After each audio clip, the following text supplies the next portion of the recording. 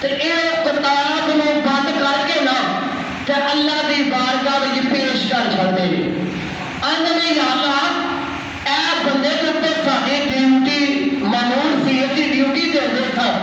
اے بندہ فوت ہو گیا اے او دا نیکیاں والا رجسٹر ہے تے اے او دے گناہاں والا رجسٹر ہے.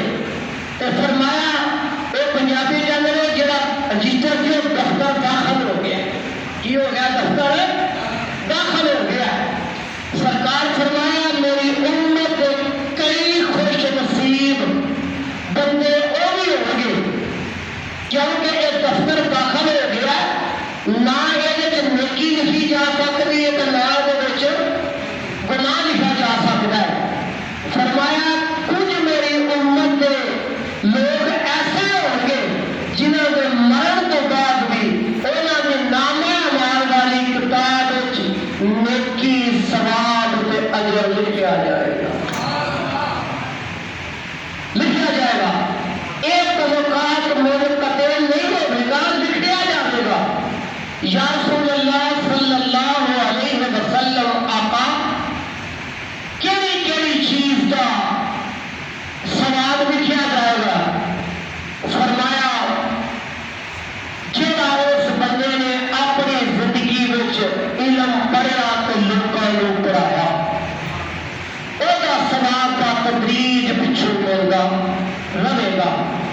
نمبر 2 جہاں انہیں صدقہ جاریہ کیتا اپنی زندگی کے اندر کوئی مسجد بنائی کوئی نلکا بنایا کوئی راہ بنایا اللہ کی مخلوق کو فائدہ ہوگا رہا. فرمایا وہ بھی ثواب جد تک قائم رہے گا ملتا رہے گا. نمبر 3 تے فرمایا جہی انہیں اپنے پیچھے اولاد چھڈی جہی نماز پڑھتی ہے قرآن پڑھتی ہے سرکار سے درود پڑھتی ہے جڑا آتی اللہ و آتی رسول کرتی ہے گناہ تو بچتی ہے نیکی کا کام کرتی ہے. فرمایا کام اولاد چنگے کرے تو والدین نو قبر وچ فائدہ ہوتا ہے. خاص کر کے جنہ دوستوں احباب کے والدین اس دنیا تو چلے گئے ایک تو جمعے والے دن انہوں کی قبور کی زیارت کریا کرو. دوسرا اگر کوئی استطاع رکھتا ہے تو اپنے والدین واسطے حج بدل کرے کیونکہ 23 تاریخ تو حج دیا فلائٹاں جڑیاں نے جانیاں شروع ہو گئی ہیں.